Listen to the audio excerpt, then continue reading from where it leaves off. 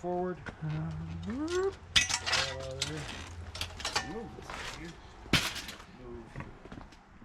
camera where the dog can't get it. Alright, so this thing looks, I mean, it looks really clean in here. This is, like, it's not bad.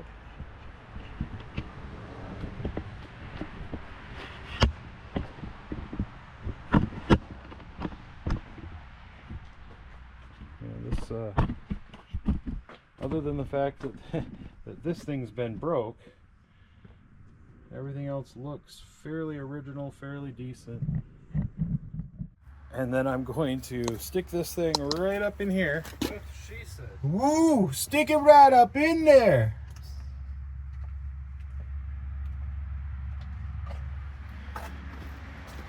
And hopefully I can see what I'm looking for.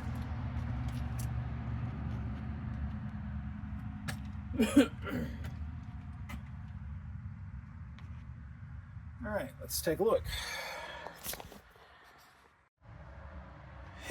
So this is what holds it on.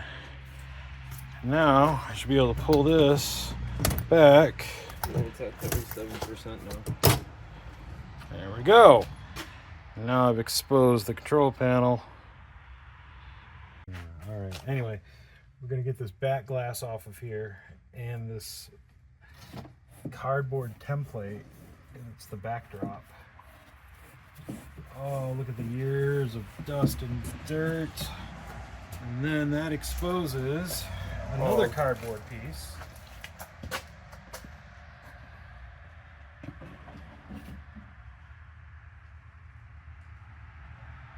It's glued down here. They've got, somebody's put double-sided tape, but I don't know if that's factory or not. I'm guessing that's factory. This is the bezel, they call it. Do we have a screwdriver I can pry this up with? Flathead? Yeah, flathead. So the problem is that I think there's double stick tape underneath this edge here, and we're gonna need to pry that up. And since this cabinet appears to be factory, I mean, it's factory. It doesn't look like there's hacks in the wire bundles. Nobody's clipped the grounds. This thing looks to be fairly stock. So let's see if I can just get underneath.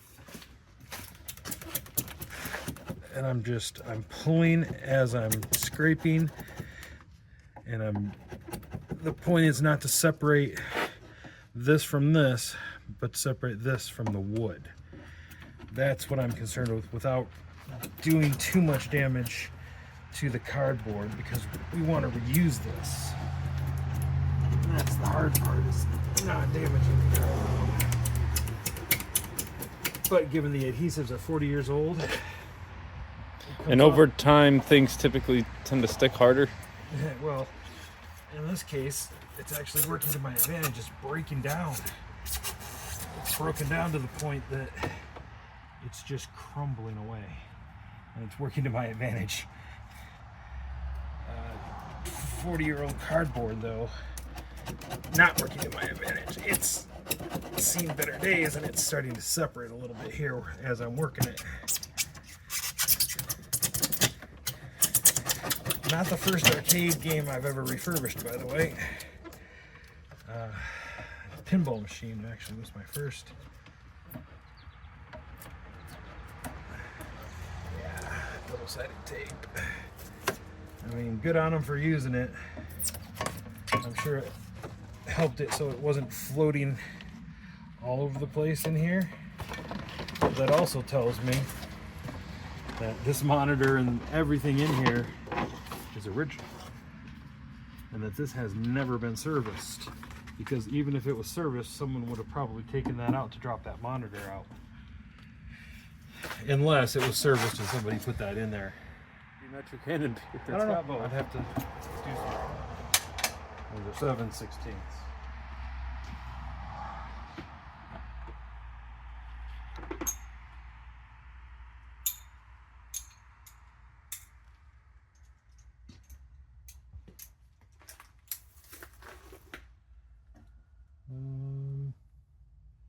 think the ones I want to remove are these ones. And I know, am I gonna have to be catching this soon? No, this is just, it'll pull this way. Oh, I see. The way I'm doing it. These simply hold the monitor. And the reason I'm doing it this way is because I have the replacement. And I'm thinking the smartest way to put it back in there is to use the original mount and figure out how to retro mount it basically into its original mount. Keeping as much of this original hardware in place is going to help because the LCD monitor is very small. But it's probably the same width, so I'll be able to put it in there and maybe brace it with some wood that's screwed into it, or I don't know what the mounting is on the actual monitor. Yeah, but yeah, these are beefy because these things are heavy. Okay. Unfortunately, this monitor cannot be repaired. I will harvest the electronics, the neck board, and the rest of the electronics because that can be rebuilt and used on another one. Well, we're just replacing this with an LED screen. LCD. LCD.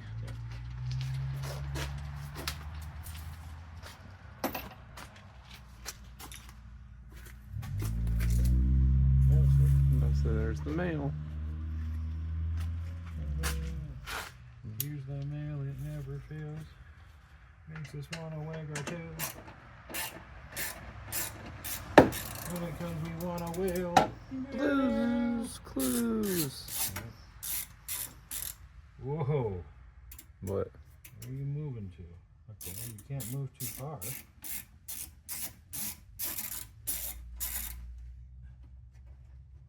When I loosened it, it moved slightly down. But it can't go through because it's going to pull out my way. The monitor will? Yeah, it'll pull towards me. Because you see these tabs are on this side? Yeah. Just in case. Just in case.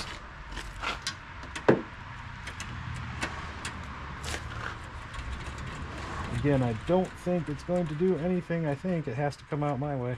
Probably. But just for the sake of sake, that's why I didn't want to do it myself.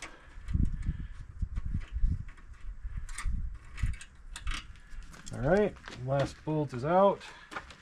So technically that's free. Now we have to disconnect it from anything that's in the cabinet, which I think I've already done. Here.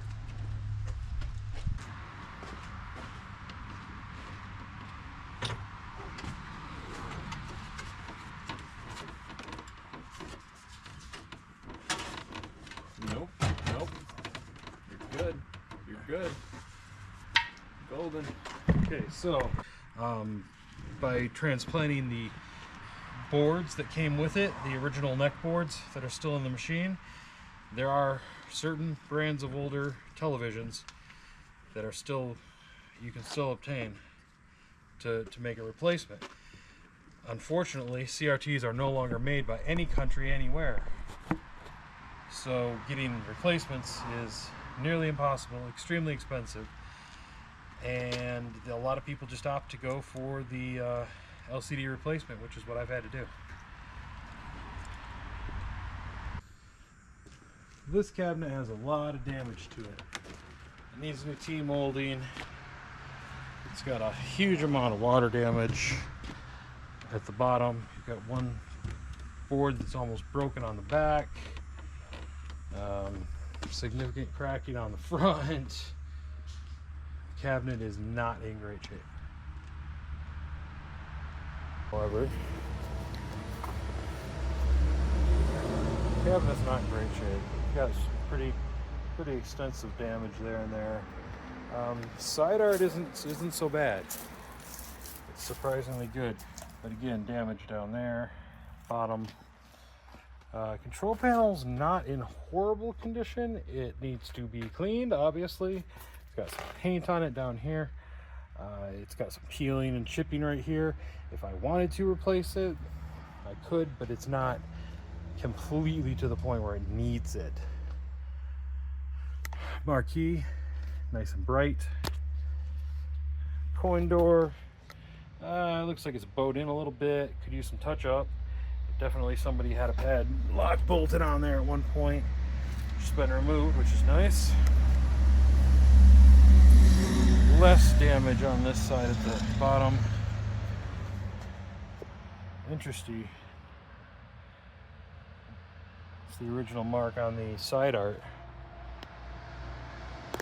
Vanguard.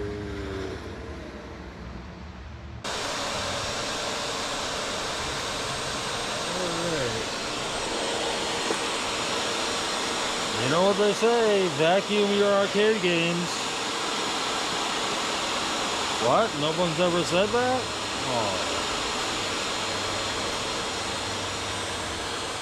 Oh, it's true, man.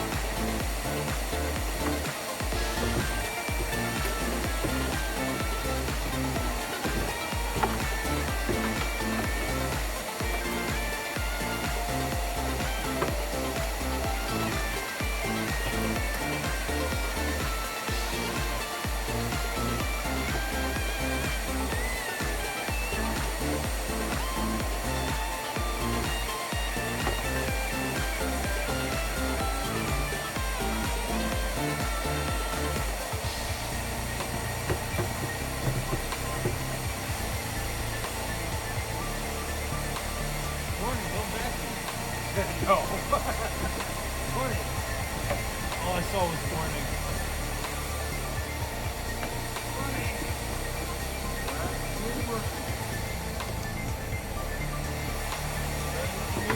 Run from a vacuum. And it's Canadians to learn from this Canadian. Yes, because it sucks and they shouldn't.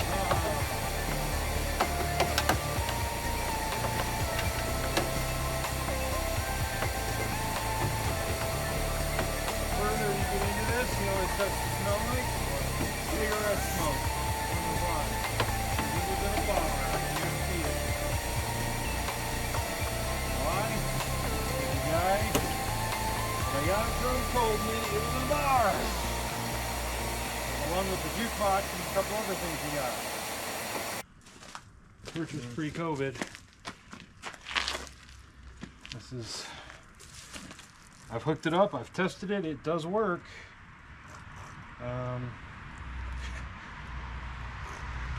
Yeah, where the power's at for it, I couldn't tell you, but can't be very fine.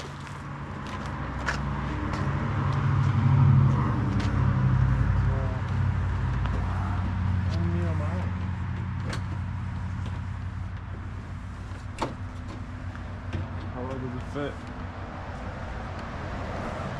It definitely needs something around it to hold it.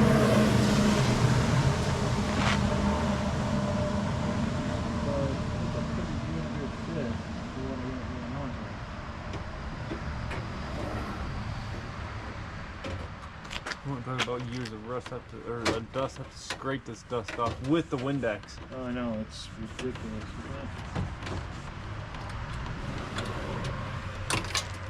This thing almost just sits right in here. In fact, it does. It would need some securing of some sort. Like a brace. But generally speaking, it just sits. Like there's enough stuff to hold it in where it's not going to go through that. And it's light enough. I don't know, I would absolutely put a brace or something on it to hold it in. But I can literally just set it there and test it out. So